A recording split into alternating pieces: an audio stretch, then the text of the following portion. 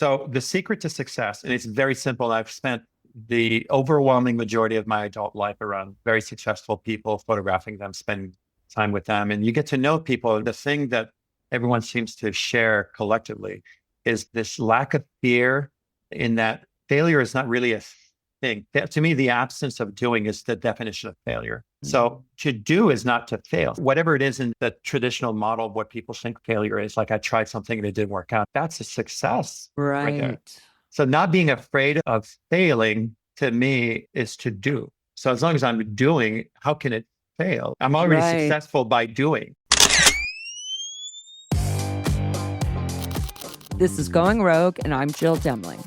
Today's guest is Norman Jean Roy. Over his 30-year career, Norman has photographed the most famous people for the most prestigious magazines and has been quoted as saying, "Predictability to me is uninteresting." Norman's path to becoming a highly respected portrait photographer was anything but a straight line, marked by surprising detours, including a stint as a master bread baker. Lucky for us, his innate love of his craft and the realization that he still had more to say always steered him back. Let's listen as Norman Jean Roy goes rogue. Norman, where are you right now? I am home. I'm upstate. I live upstate full time. Okay. In preparing for today, I came across so many incredible quotes from you. You should have plaques, make pillows, and you definitely need a master class. I Googled it and it doesn't seem you've done one yet, right? No.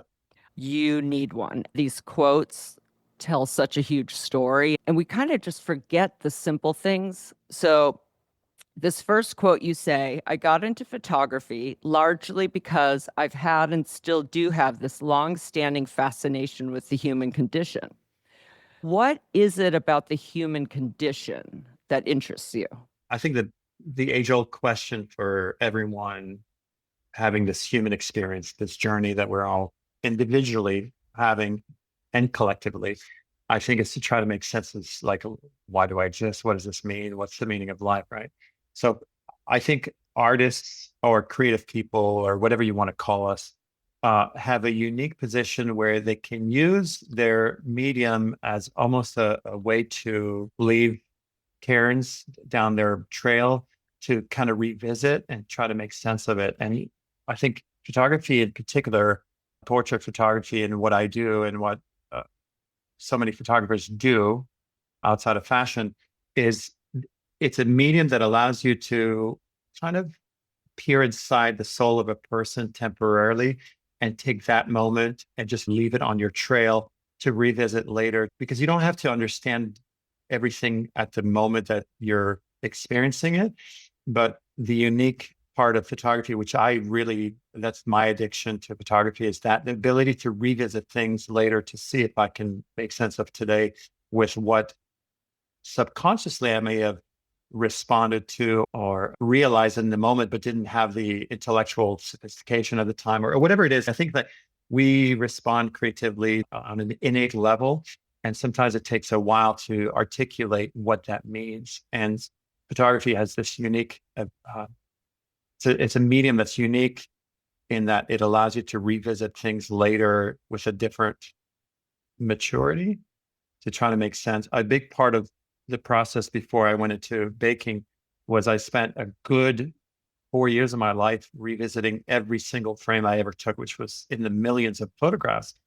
And in that process, I destroyed 70% of my archives, just shredded negatives and mountains of negatives in the hope of kind of surgically getting to the heart of what this means for me. It's a very selfish endeavor for me, photography. It's uniquely for me. And the commercial component of what I do allows me to continue my personal search and the meaning of this. That's really it. Well, okay. I had this other quote now that you brought up shredding negatives. You said, "I can literally take my entire archive, shred it all, and walk away from it. I have zero attachment to anything." How can you do that? Well, I can say goodbye to the noise. It's kind of like you can play, like if I have a piano right here and I could play a bunch of notes together and I can start peeling away the notes and get to the heart of what the beautiful chord is and what those notes sound like and what I want that to be. Unlike other mediums, photography is unique in that if you get to the heart of what it is that you're trying to connect with in that particular frame, the architecture of it, the emotional, the humanity, whatever it is that you are connecting with, you can revisit that and then you can curate a voice. And it's almost like remastering a song 20 years later when you have the intellectual sophistication, the maturity to understand what that meant at the time. Even And without the original song, because you would well, have. I don't get rid of everything. I get Okay. rid of Okay. all the stuff. So you can imagine like photographers take a lot of pictures to get that Right. one pictures. Right. So it's the garbage in between. That's the stuff that can weigh you down, whether you're aware of or not. My favorite story, Avedon did in the American West, right? He's shot Mm-hmm. 17,000 frames and something like 800, 700, however many subjects, 700 or 800 people. In the end, the body of work in the American West is, I think it's 150, 100, whatever it is, it's below 200 frames that exist. And that's all that exists. Everything else has been shredded and destroyed. So that means that 600 people that sat for him, not only will they never see it, it doesn't exist. There's a real beauty in that relinquishing of the noise. You know, the noise Right. is really debilitating as a creative person. Chaos is impossible for me to have Well, in my I life. can see where you'd get rid of the ones you don't like. You don't need to be reminded of a mistake or um, an amateur period. I guess I'm just the type of person that I save. I have a whole box of photos. I don't know why I'm afraid that it's going to disappear. I'm going to be too old to remember the moment. Maybe that's for me what it is, that I need a reminder of different moments of my life versus Except that, feelings, I guess. but imagine if every photograph that you hang on to, you had 350 other versions of that same frame. That's what I'm Yeah. talking about. That's really all you get rid of. Like for me, and all of a sudden, you become very aware of your archives and what exists. It's very easy to go through it in your mind Right. because all you, Although, when you go to the MoMA or one of the museums and you see Picasso's sketches or the early images, I mean, someday someone would die to buy one of the ones you threw away, to have that original. and thank God it's not available. No, but that's the beauty. It's the property of the artist. It's a very selfish endeavor. It should be uniquely your voice and no one else's interpretation of it. Everyone else wants to interpret it, and everybody would love to see that because that's peering to the mind of the person who created. If you're a fan of their work, you want to understand the process. But that's not what it's about for creative Right. people. It's really not. It's like going out to, the Met Ball and you're all done up. That's what you want to present. You don't want to present when you're at home getting out of the shower. And, it's like, that's not for you to see. Wow. And I think, for me, it's like, I have to respect that. Doesn't mean I don't want to see it, but I respect. And there's a real Yeah. beauty in the wondering. For me, it's like, because I never assisted anyone or didn't do anything like that, everything that I've ever come up with has been out of my imagination of how someone does it.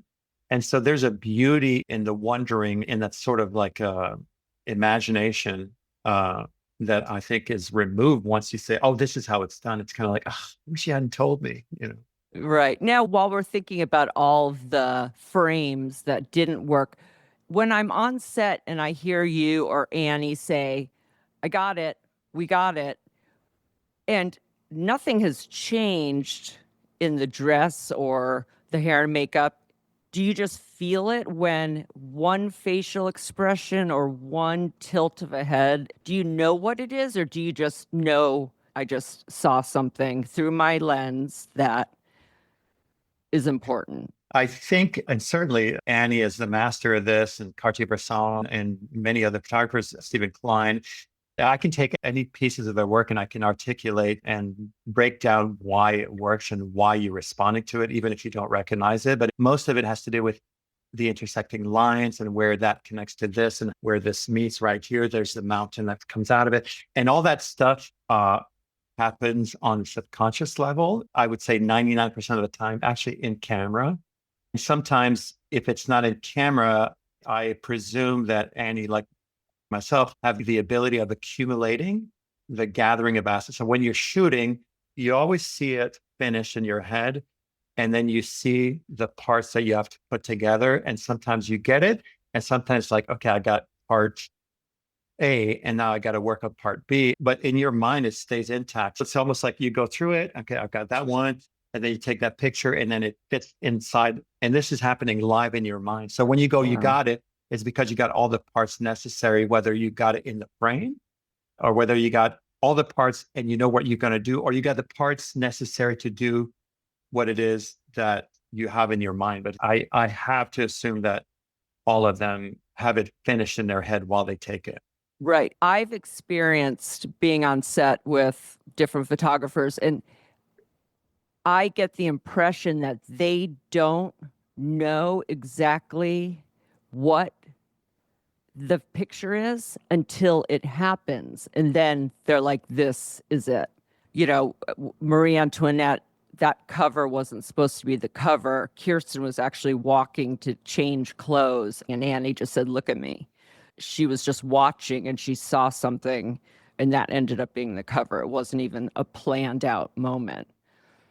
I think the preparation is instrumental to creating magic. It's like if you're going to be a magician, you got to show up with all your tools, but it's very rare. And again, I would imagine the same with Annie and many other photographers, where I go in with a very specific idea and it comes out exactly how I had it. It's so rare. And that's when it works out. It's almost too easy that you feel like I'm not doing my job, like I'm not searching for that thing. So much of it is that search of looking for something that doesn't exist and trusting yourself that you're gonna find it, you know? So if you take that picture in that rare occasion where you got it and you're doubting, well, maybe I didn't, that was too easy. It usually takes longer. And some photographers will keep shooting. If you keep shooting, have you found that it was the first one that was It's the right? almost always. Yeah. It's almost always. Yeah. Because that's when you're absent of expectations. It's like going to a concert and the band just plays a first note. It's overwhelming. Is that moment in a concert where halfway through you become aware of the space and you can actually hear the echo on the wall and you become aware of something more than what's in front of you. But that first chord, it's like, that's it, you know? Yeah. Yeah. I always feel really guilty when that happens because you feel like, oh, so much effort went into this and so much money. And they've been in the chair for 2 hours and they all flew from whatever. And there's all this money on the line. And you're like 3 frames into it and you got it. You Well, know, you that's just know great. it's great. But you feel pretty Yeah. shitty because it's like, oh, I can't just back it. So a lot of times I'll just keep shooting Yeah. and then you chit chat a little bit, especially those shoots sometimes with Vanity Fair where I'm only going to do one picture. I just did one of Gwyneth Paltrow in her office and she's in the suit and she's looking up and that's exactly the shot I wanted to do.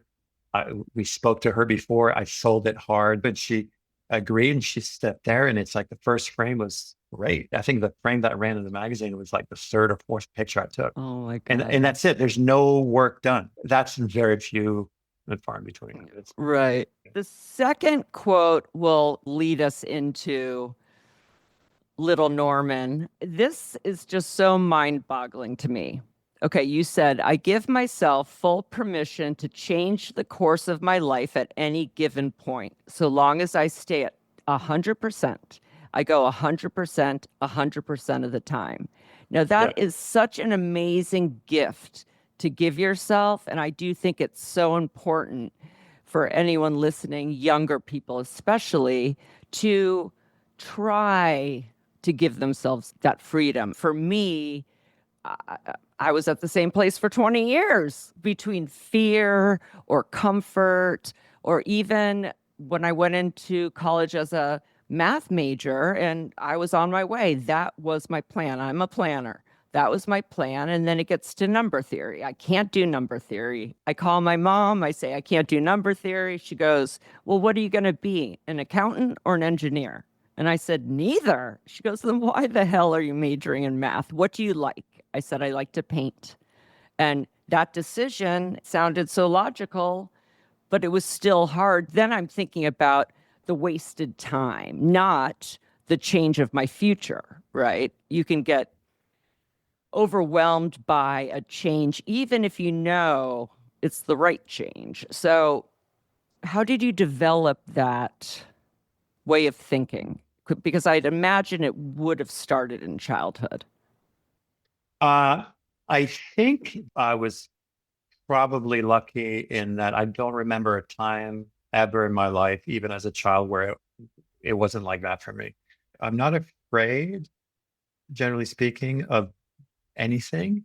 And I don't mean that like, oh, I'm not afraid of anything. I'm afraid of things, children. It's like you don't want family things to have. I'm afraid of not being able to provide for my family, things like that. But I'm not really afraid. I'm just not afraid. So when you lack that fear, then everything becomes possible.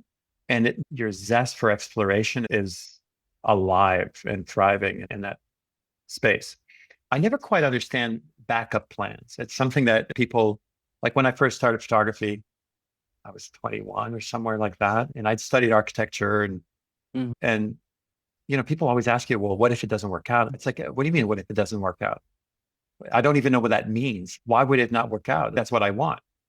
Well, so is that So, confidence? That's what you say. You're going to work 100%. Did you just know that I'm going to do this because I'm going to work hard and I'm going to do it, period? so the secret to success, and it's very simple. I've spent the overwhelming majority of my adult life around very successful people, photographing them, spending time with them, and you get to know people. The thing that everyone seems to share collectively is this lack of fear in that failure is not really a thing. To me, the absence of doing is the definition of failure. Mm. So to do is not to fail. Whatever it is in the traditional model of what people think failure is, like I tried something and it didn't work out, that's a success right there. Right. So not being afraid of failing to me is to do. So as long as I'm doing, how can it fail? I'm already Right. successful by doing, you know? That's So amazing. That's really So amazing. the best way to describe it is you've got to be willing to crash the plane and do everything in your power not to, but you've got to be willing. And that's the thing that people aren't willing to do. They really want it. They really want it. How badly do you want it? Are you willing to drive that thing to the ground? Are you willing to? I'm always willing to. Obviously, I don't want to, but I'm willing. It's like not wanting to die is different than being willing to die. It's a very different thing. Nobody wants to experience pain, but I'm willing to go there if I need to. I don't want to. Right. And in the arts, what is success and failure? Who's the judge of success in arts, right? It's someone else determining if you are worthy. Success is you enjoy what you do and you love creating art and you feel fulfilled, right? For me, success is to live as authentically as possible in a way that promotes flow and growth and understanding while uh, aiming to leave it better than you found it. That's success. So whatever bubble you want to create, whether it's Vogue, it doesn't really matter. That's very abstract. Mm. For me, the path that I chose for myself kind of happened. I desired it. It fell on my lap. I also sought it. Like it kind of like manifested itself into where it is today. And what that gives me, which is ultimately why I do it, is access to understanding the greater picture on my society, the world that I live in. And it allows me to be part of the conversation and leaving little marks along the way for my own understanding and perhaps shaping the cultural landscape. What we do for a living really does change, or at least helps shape a part of society that we live in. And being part of the conversations is super exciting visually, especially without saying words. It's very, very exciting because it Right. it Yeah. lives inside a space that like words are undeniable, right? You can read words and the words are the words and they have their very defined meanings. But photography is really abstract. It's informed by the temperature of the viewer's life. It's always an opinion. Yeah. And it's a snap of one Yeah. millisecond, right? Yeah. Which isn't the whole story. It's a moment, a second, even. So, Yeah. just to talk about how you got to where you are, because you did have a lot of different careers Well, let's just say when I was just Googling you, there was so many different Norman Jean Roys. There was the graphic designer, Norman Jean Roy, the architect, the master baker. And I was like, is this all the same Norman Jean Roy? I'm just so fascinated and impressed and envious of how much you've been able to do in this life, because I look back and I think, I had Vogue on my resume after 1 year and then 5 years. It's 20 years where I did the same thing. Yes, it was always different, and I was always around artists, which I love. And I loved every day of it. But there's a lot of other things in this one life of mine that I would have liked to experience what it was like to do, to bake bread. That would be cool. I don't know if I could do it for 20 years, but to be able to experience different parts of life, I guess. Yeah, I tell my kids, I've got two young daughters and three adult children, and it's like, you live once and you wake up every single day that you are alive, like you're born today. So tomorrow's not here, yesterday's gone. So you woke up this morning, you were born today. And that today is the beginning of the rest of your life. So in that space, for me, it becomes quite exciting. It's like the possibility of what can come next. It's like if I look back at the last 10 years, I get really excited about the next 10. It's like, well, the next 10 matches half of the last 10. That's going to be a fun ride. I think in your last breath, I think your aim should be to just take a deep breath and go, if you're not living a life where your last word is not wow, then maybe you want to rejig things. I've always used like a lot of people, if you say, oh, okay, if you knew you had a year left to live or 3 months left to live, I mean, those are easy answers. But if you had like 7 years, that's just enough time where it's like you're getting robbed of a full life, but you have time to do something. You have time to really make amends. You have time to do a lot of things. What would you do? And if there's any part of your life that you would live differently, you need to change that. Like now. Yeah, I used to say the minute I wake up and dread going to work, or if I'm living 5 days, wishing them to end quickly for the 2 days on the weekend, then I have to change careers. When you were going into different careers or when you started something new, let's take working as a graphic designer. Was that your first job out of school? Yeah, well, I was in college and I was obviously living with my parents, and their neighbor was the head of human resource at Saturn, which was a car manufacturer for General Motors. And I lived in Tennessee, and at the time they had just opened a plant. And I was like, oh, I heard you guys pay really well down there. And she's like, oh, you should come for an interview. And I was like, oh, great. So those kind of situations have fallen on my lap my entire life. I've been really lucky.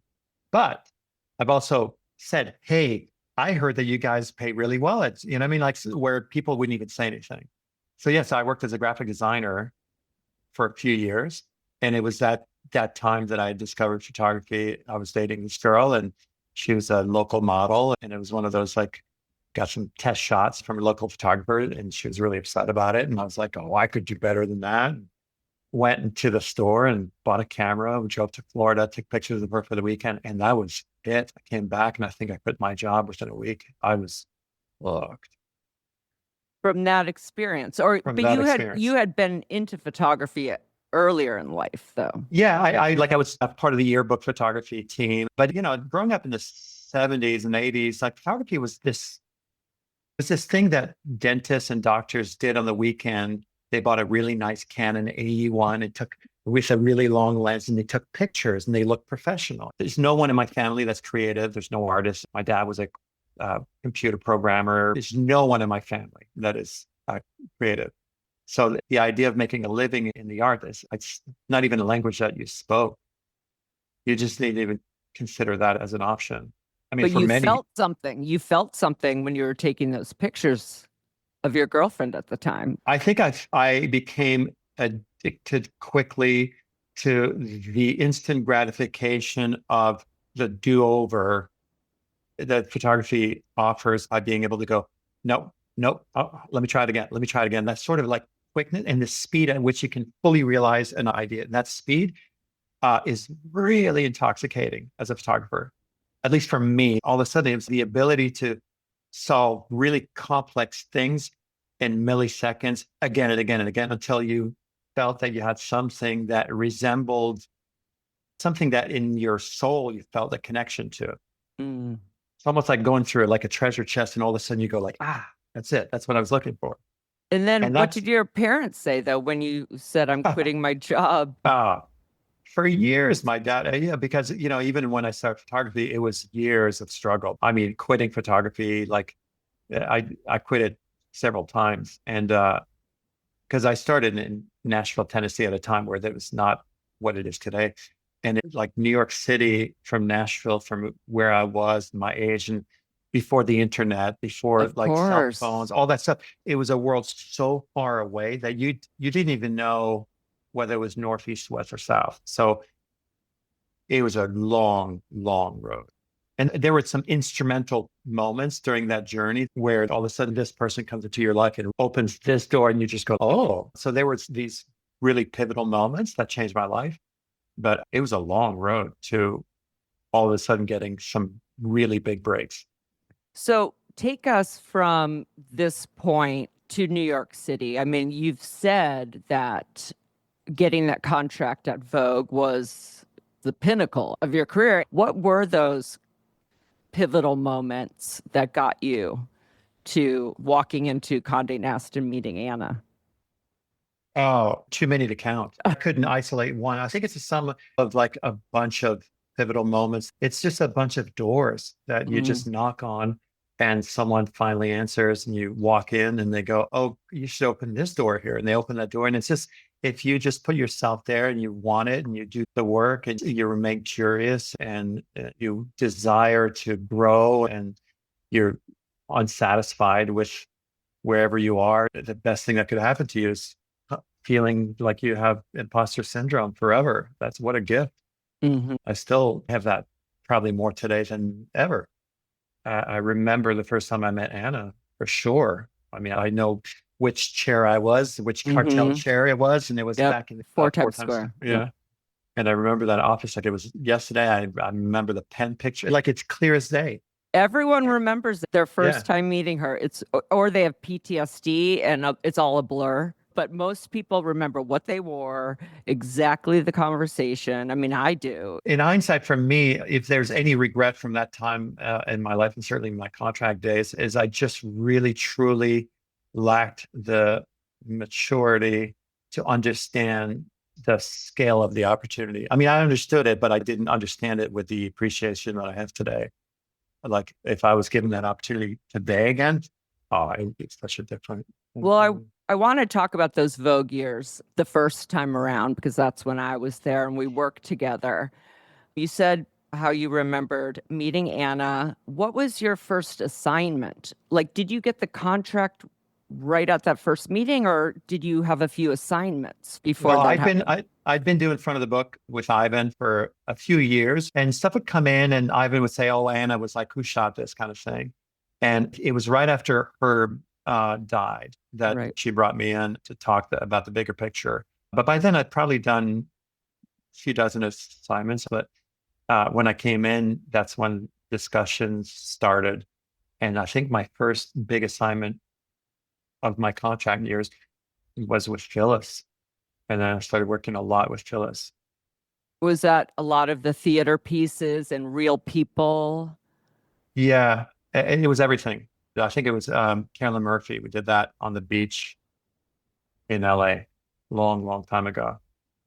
I mean, you worked with a bunch of different editors there, and you've said that Tani and Phyllis were two of your favorites back then, And and Tabitha. Tabitha, and Yeah. Tabitha. What did you learn from them, and what are some differences or how you work together? Because they all came from different places, and that's what I've learned by speaking to different people is those that were at Harper's before they came to Vogue had a specific way of working, and it's almost like who they're trained by. Phyllis started as Diana Vreeland's secretary. She was there through Grace Mirabella and Anna, listening to her and all the different phases of not only women's fashion, but of these specific people that led Vogue. Everyone has a very specific way they saw fashion. Is there anything that you can talk about regarding the main editors that you collaborated with? Yeah, I mean, it's certainly with Tawny and Paul Cavaco, like Mm-hmm. that old school Harper's group, this elegant ease of approachability that was always evident in their work. And you look at their work, it's very light and alive and simple. And you feel like you're taking a big breath of spring air. Like it's like I love working with both of them. It's just lovely. I actually love working with all of them, and particularly Phyllis. But with Phyllis, it was always a very precise sort of like looking. She made enough room for you to explore, but was really demanding in her level of precision of what she was looking for, to the point where I mean, we had plenty of like disagreements and a few phone call hangups. Um, but I've come to really cherish the years that I spent with Phyllis as one of like, I mean, just what a lovely Well, visions. she learned all that from Penn. He asked every single detail. I mean, she had to be prepared with what she was holding, Right. all of that. And that's also to give you options too. I think one of the things that I love too about Phyllis is, as complex as some of her photographs have been over the years, if you really get to the heart of it, they're very simple executions. No matter what's inside of them or not inside of them, the idea is like whoosh, front and center. And that's sort of like learning to get to the heart of what you're trying to communicate. That's Mm-hmm. something she's very, very good at. Yeah, that's why the book is Stoppers. She Yeah. wanted her image to stop you from turning the page. You stop, like, wait, what was it? Yeah, in So, a way that wasn't complicated or clever. Her photographs and pens never felt to me like they're smarter than me trying to show me how clever they are. I get so turned off when things are so obvious, where you just go like, "Oh, come on, like be right. better than that." But that's what I loved about her work. It was just right. It was And you worked, always right. yeah, and you worked with Edward because we're going to talk about that story that we worked on together. But what Uh, was he like? His background's so different. I mean, yeah, no one taught him. He just yeah, did it. yeah, yeah. If you had a bad day, if you were in a bad mood that morning, spend the day with Edward and you went home feeling like you just had the best shoot of your life. It was just so fun. Yeah, That's he such loved it. I can hear his voice like, oh Norman, such a lovely, lovely Yeah. person. What do you think is the most important quality in an editor? You're collaborating together. Some photographers want the heavy lifting to be done before, and others like Mario Testino, I don't even know if he scouted the day before. I mean, he would be walking around and just like, get the camera. It was all kind of in the moment. Well, that's his photojournalism eye that he has that allows him to do that. Even someone like Helmut, who was very disciplined in concept, was able to maintain that sort of eye. Uh, I'm not saying that he was that same approach at all, Right. but his work didn't feel stuffy. Mario's work feels alive in a way that I don't know many photographers that maybe Casper a little bit, but like Mario in a way that, Mario, Bruce, all those guys had a life in it that you wanted to be part of that world. Like whatever this is right here, I want to be there because they look like Right. they're having fun. But the editors would have to prepare to not be prepared. But with your relationship with editors, what's the way you like to prepare? Like some editors may have a strict directive from Anna and come in with that. I've seen it happen with Annie, and that is a no. Do not come in and say Anna wants this. But I would think that having some freedom or the editor to listen, or I don't know what, it's a very important partnership. It's like dancing. So what is your ideal partner when you're creating an image together? For me, it's like I like to work with people who understand the photograph that we're trying to communicate and not what garment to put on. I recognize that obviously we work in fashion and Vogue is fashion, but it's more than that. Fashion to me as just clothes is not remotely interesting. Fashion as a way to transport what it is that you're trying to communicate into that space. I think that's its function. I think even as if you're wearing fashion, you're doing it to feel a certain way, So if you're not able to communicate that, and if you're just hanging something on someone because that's the advertiser and that's what you have to get through, it's really frustrating because it doesn't make for the best picture.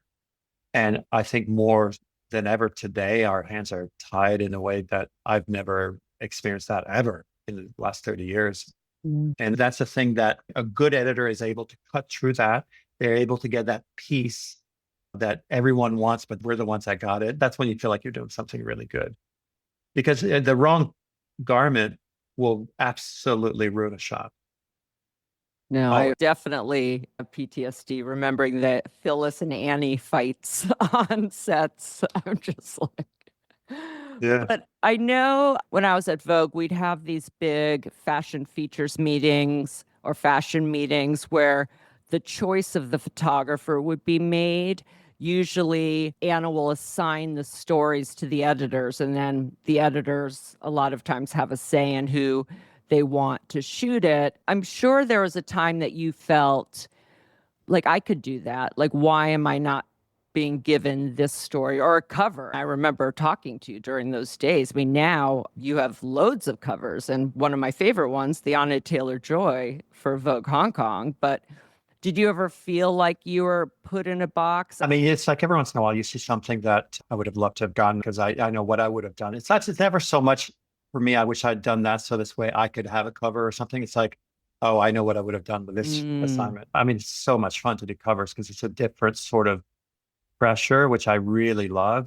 I love the parameters and the constraints of a cover and the function of a cover and how it has to communicate. I love all of that. So I love working inside the really tight parameters. So that I think a cover is really fun. And what makes a really good cover versus what is the best photograph are very rarely the same thing. It really is a different animal altogether. And a lot of people don't understand that. That's why they're good cover shooters and they're great photographers that are not good cover shooters, Right. Yeah, I know. And with Anna and Vogue, especially in those years, it was very specific because we were even testing covers way back when. And I always asked, who are the people that decided we're running this version? I want to meet them. Like, where are they? Like, or the crop, the mid-hip crop. Yes, with a blue sky and a smile. I know. And Anna had been told that more people will buy it if it's a blue sky. Yep, it's that 3/4 and the smile. And I could see that being difficult too, because while you do have the parameters, they're very tight parameters, physically tight too, that even the model or the celebrity can't do much because this is what's going to be seen and how important the top they're wearing, right? Yeah. And not cropping. And then everything, obviously, with the logo. You can't cover the V. You can cover one letter, but you can't cover two. It's tough. Were there any times that you can remember?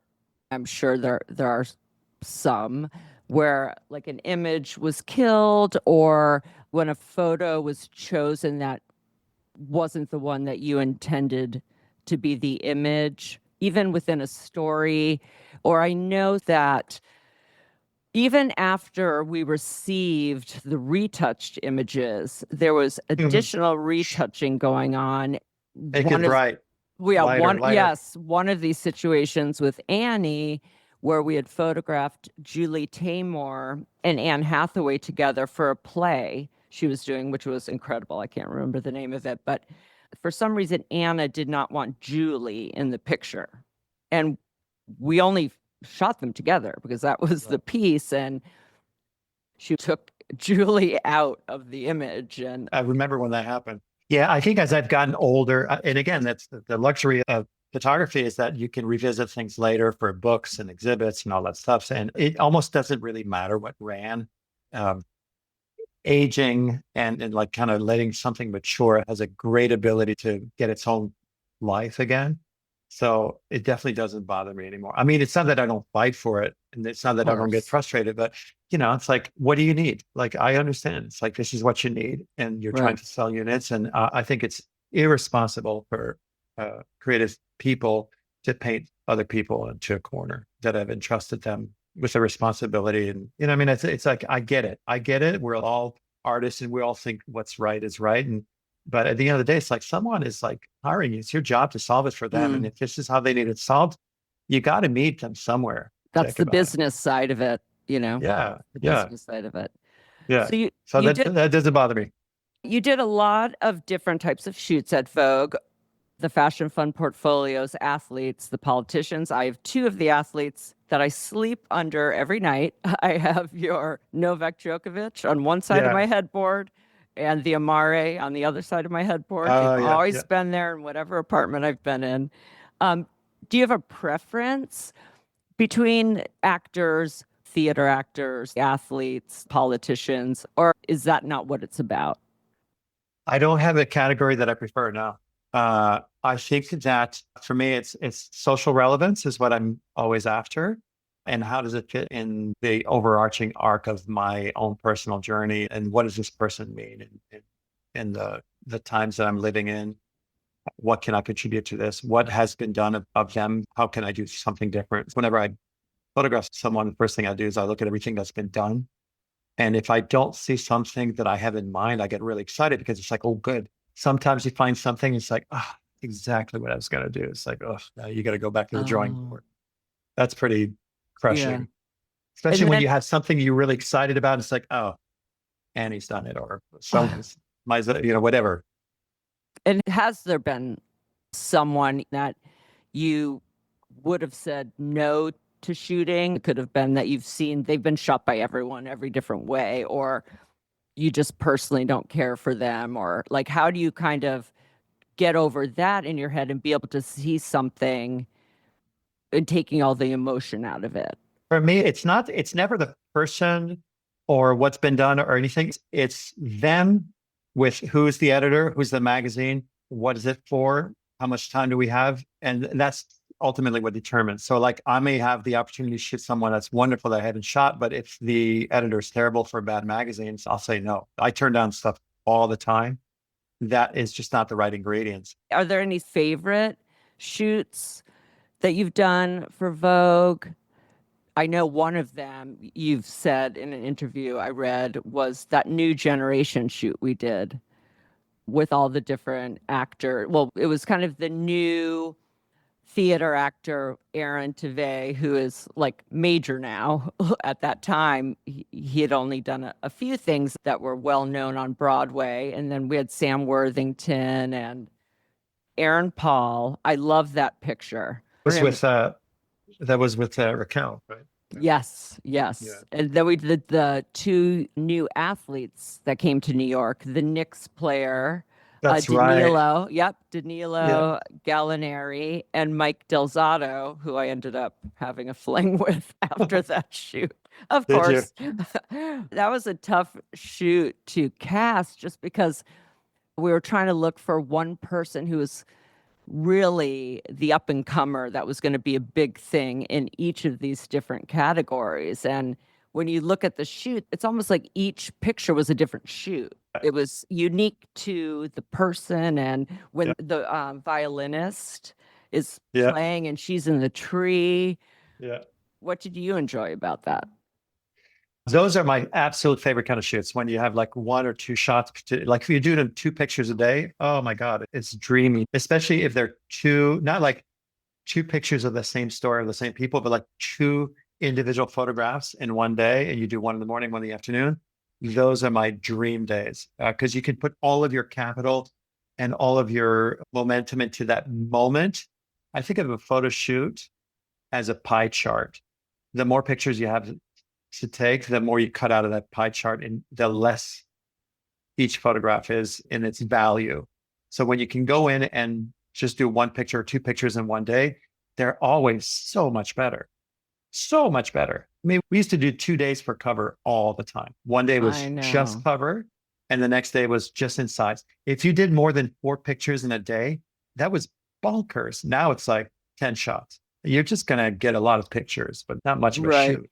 Right. Oh, I know those 2 days. And at the end of the day, it was all on the second day. Yeah. Oh, the first Yeah. day was almost practice. Well, if you're creating in natural environments where things change throughout the day, you have to anticipate what you're going to do. I have to really know exactly where all the garments are, where we're going to shoot, where the light's going to be, how I'm going to light that one. Because at the end of the day, you've got to connect it all together. So you can't just wing it. Once you're inside that space, you can kind of like let that move organically, but you got to be organized, especially nowadays. When you had 3, 4 pictures to make, you could really lock it in and plan it hard. But now it's really tough. It's really, really hard. Oh, there's nothing like the sun setting to freak people out. That made me think of that Rihanna shoot on the beach for British Vogue. That was supposed to be the last shot of the day. This was Yeah. supposed to be a daylight story. Rihanna had Yeah. never done one. And here, that was the first shot we took because Right.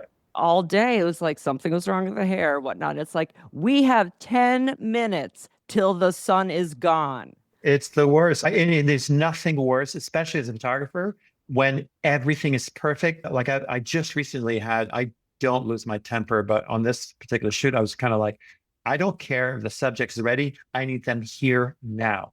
Like I'll fix it in post, but I need them here now because the light is perfect. I've got 3 minutes of this light. I need them here now.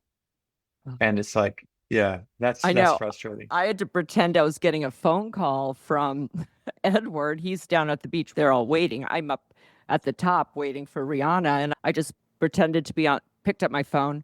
Oh my gosh. Inez and Vanud are packing up. Oh, they're going to leave this whole shoot. Oh my God. Well, you have to let me tell Rihanna if they're going to be leaving. And her person goes, wait, they're leaving? I'm like, that's what they said. They got her down there just Yeah. in time. Yeah, but Rihanna, Yeah. I mean, was it on Rihanna time or I mean she's Yeah, so but she yeah. wanted the daytime shoot. She was there at Oh, 11. She just wasn't really? out of the motorhome until That's 10 impressive. minutes before we lost light. But another shoot that I absolutely love, since I have all the issues here behind me, even opening up the issue and seeing the new Bohemian shoot, it's just incredible in print. There's Mm, just no way to replicate what it looks like opening the magazine and seeing it. That was a shoot that Edward and I really fought for. Even just the concept of it, to have all Black models and all Black talent. And at that time, I mean, everyone's probably seen the September issue. Edward would always have me go in with him to try to pitch an idea, and we do the right. boards together to Anna. So we were so excited to be doing that shoot. And I have to say, I just watched the BTS video. It's so funny when you're seeing the videos from way back then from the shoot. It's like, oh my gosh, everyone's so young. I mean, what? It was 2011. When the pictures came in, they were so incredible that right away they were put as the lead. And Edward and I would go in there every single day as other stories came in to see if it was going to stay the lead. But we heard a lot of yapping because everyone wants their story to be the lead. So it kept moving back, moving back. And when I went through the issue last night, it was bumped back to the last story, and 15 features ran before it. Even 3 of them are yours, by the way. You had like 4 or 5 stories in that March issue, and even your Steal of the Month went ahead of it. But you also had Emma Stone, Sandra Lee, and Evan Rachel Wood in that same issue, which I was like, oh my God. But even the Asma Al Assad disgraced feature was in front of our Black story. And regardless of how disappointing it was for the two of us, and obviously more for him, it has so much life. And it's just it's a stunning shoot. Did you enjoy it as much as Yeah. I did? Yeah. I'd done a few things with Edward before that. But that was it may have been like our first big shoot together. And I think yeah, again, it's a thing where it's like, okay, this is a great editor because everything coming out is great. They all look fantastic. The hair was great. It was like everything was well curated. And so for me as a photographer, all you have to do is literally put the life in it and just make sure it's in focus and just animate it. So it's a very, very easy, lovely day. And the dancer and John and like, and Yes. I did portraits of John and his dog too. Oh, yes. Oh my Yeah. gosh. And Savion Glover in the Yeah. video was talking because he's the opener. Yeah. And Yeah. John Legend, it's funny because he wasn't a big deal back then. And I had to fight to get him in. Anthony Is that crazy? Mackie. Yes. And Is that Anthony crazy to Mackie. think John Legend was not a big deal? Yes. I was like, please, can we put him in? And then the writer, Colson Whitehead, was in it. And the Alvin Ailey dancer who you had up in the air. Talk about life. I just Yeah. remember that shoot being so fun too. Yeah. Everyone was just the girls were laughing and loving it. Um, okay, so we've talked a lot, and I know you have other things to do on a Saturday. So I did just kind of to wrap it up. I like to ask my guests to look back and give any words of wisdom. You've given tons, but looking at your life and all that we've talked about, it just seems that photography is a true love of yours. You kept coming back to it. After the bakery and after COVID, you came back again. Is there anything about this period of time working uh, other than shooting like every other cover I see that's different than pre-COVID? Yeah. So, I mean, I retired from photography in 2018 and became a baker and opened a bakery. I did that for many years. Uh, and I think what ultimately got me back is I got in a bad bicycle accident while on vacation, broke my neck and shattered my face here. And while I was in the hospital, kind of contemplating how different life could potentially look, it was the first time that I thought of photography and something like ignited inside of me that I hadn't felt in years. And that's when I came out of the hospital. I told my wife, JoJo's a painter. She's an artist. She's an Mm. amazing photographer. And so we talk about photography, God knows how many times a day. And she knew the struggle and where I was because I was done with photography altogether. I was done, done, done. Like everything And what packed was away. the main why, really? I've read kind of why, and I can understand just also the times too, what was happening. I know you retired before COVID and all of that, but a lot of things were changing. And Everything was changing. Everything was so chaotic. Things needed to happen, and then things didn't need to happen. And it was just like one of those things where, you know what, I'm not interested in even navigating these waters. This is not appealing to me. And for me, it's like I need something to chase. And if I'm not inspired by the medium that I'm part of, and it was a really, I still don't think we're quite out of it. I mean, we're coming out of it, but it's just like, my God, is no one making good work? It's like I need people around me to make really good work for me to make good work. yeah, it's like You playing a just, tennis, right? You play better when you're playing someone yeah. that's great than someone And that's if we're honest, it's like we're not going to look at it from 2014 to 2000 now as, historically as a great moment for the arts at all. And anyone who says otherwise is just really not paying attention or doesn't understand art history. So for me, it was like, oh, I didn't want to go into a different thing that was artistic. I just really wanted to divorce myself from what I had experienced to be so lovely. And I just didn't want to be part of that. So I just packed it up. But it was in the hospital that something ignited and there was a spark. It's almost like an underwater match that all of a sudden, mm, in spite of the water, it was still able to burn. It lit up in the pit of my soul. And all of a sudden I was like, oh, I haven't felt that in 10 years. And it was about a year of just thinking about it. And finally I was like, I think I'm ready to say, I'm not done with this. I'm not done right. saying something. And we said, let's close the bakery. And I closed the bakery and I literally said, I'm ready. And my phone rang. It was just Well, that simple. yeah, I have this other quote that is on this topic. You said the things that hold my attention are things that move, that you can't repeat. Yeah. Predictability to me is uninteresting. Portraiture afforded me a little bit of control over the situation, but was never the same thing twice. Baking bread, because you're dealing with a living organism, you can never bake the same bread twice. That's Right. just a beautiful quote.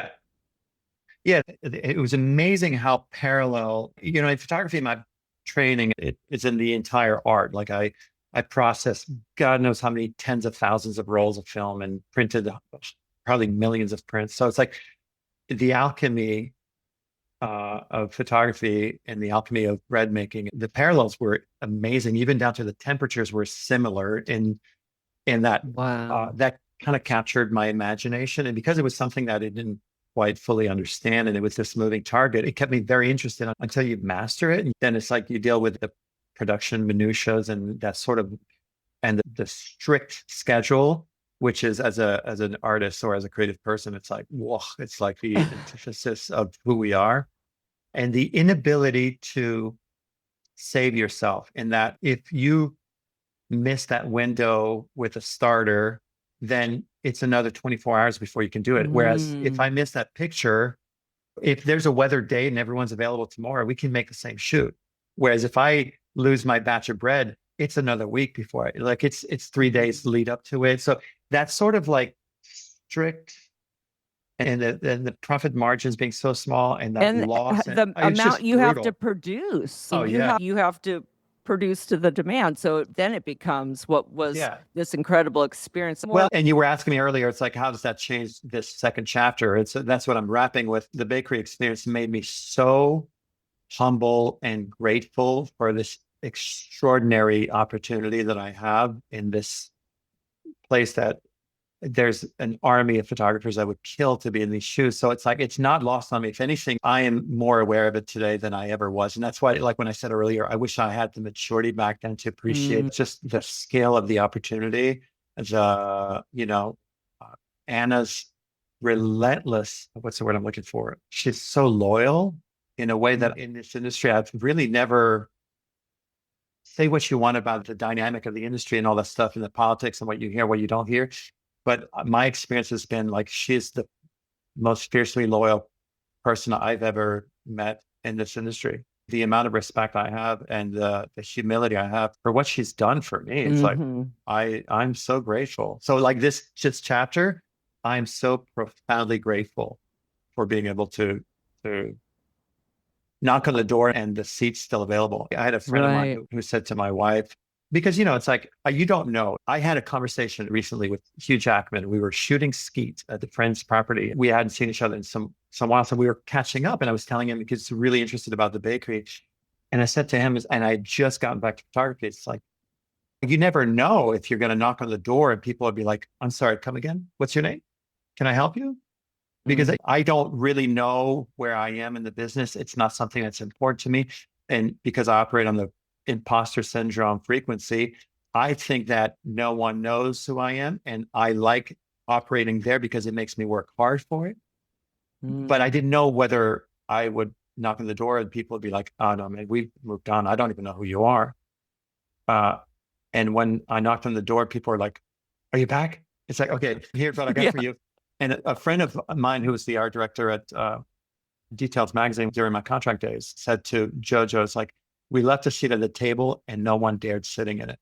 And I felt that it was the nicest compliment anyone has ever paid me as a creative person. And it made me so deeply grateful and deeply humble. I'm so grateful. So grateful. For all those kids or young adults that are in dark rooms right now who would dream to have 1/100th of a career like you have had and you still have, what advice do you give them? I mean, we thought it was such a huge deal to go from film to digital, and now I can't even imagine what it's going to be like, or if magazines are even going to be here in 5, 10 years, the way we knew them. But what does a kid who loves photography and wants to make The visual a arts. career? Yeah. Yeah. I think for me, it's absent of technology. It's absent to any sort of where we are in society. To me, it's all about what are you saying? What are you trying to say? Why are you doing this? And if you can answer why you're doing this, then figure out what you're trying to say with it. And then once you figure out what you want to say with it, say something.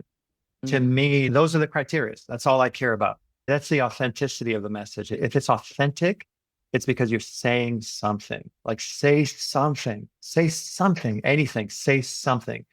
It should be so that when I look at your work, I fall inside of that space because you've captured my soul for a moment. It doesn't have to be forever. It doesn't have to be for a long moment, but you've got to say something. And the lack of authenticity, which is what is prevalent right now, it's just like this really glossy, like if I see one more picture of someone, just, it's like, come on, say something, say something. Yeah. You've got everything. You've got everything there. You've got a beautiful girl. You've got, look at everything that's available to you. Say something. Don't just take a picture, make a photograph. There's huge difference. Huge difference. This is amazing. Oh my God. It's been incredible talking to you. At the end of each conversation, I ask everyone the same 7 questions, rapid fire questions. It's this or that. Yeah. Okay. AM or PM? PM. Uber or Subway? Subway. Book or film? Book. Sweet or spicy? Sweet. Spots or stripes? Spots. Top or bottom? Top. Yes, and you didn't make a big deal about it. It's all about the person you're asking. I'm like, I'm totally top, and that's because I care about the top. And I like to be on top in the world, that is. Yeah. Thank you, Norman, so much. Oh, you're welcome. You're so fascinating. You're sweet. Like, I love talking to you. And I'm sure everyone's going to love listening to you because talk about words of wisdom. I mean, I don't want to change anything, but it would have been an easier road if I had given myself more freedom to change if I wanted to. Yeah, but today is April 12th, and there you go. Today's the beginning of your life. If you think of it like that, then all of a sudden, it's like, if that doesn't just totally jazz you up to take on, and it doesn't matter what you didn't get done today, tomorrow is the beginning of the rest of your life. So there you go. That's what you've got. So I don't know. People make it more complicated than it has to be. I know. You're right, though. Let's start now. Okay, that's our show. Thanks for listening to Going Rogue. And be sure to like and subscribe. Today's show is produced by me and Maddie Rosenberg at Radio Free Rhinecliff with assistance from Maddie Kelly. Special thanks to David Bowe for our great graphics and Taras Romanov for our epic theme music. See you next Friday.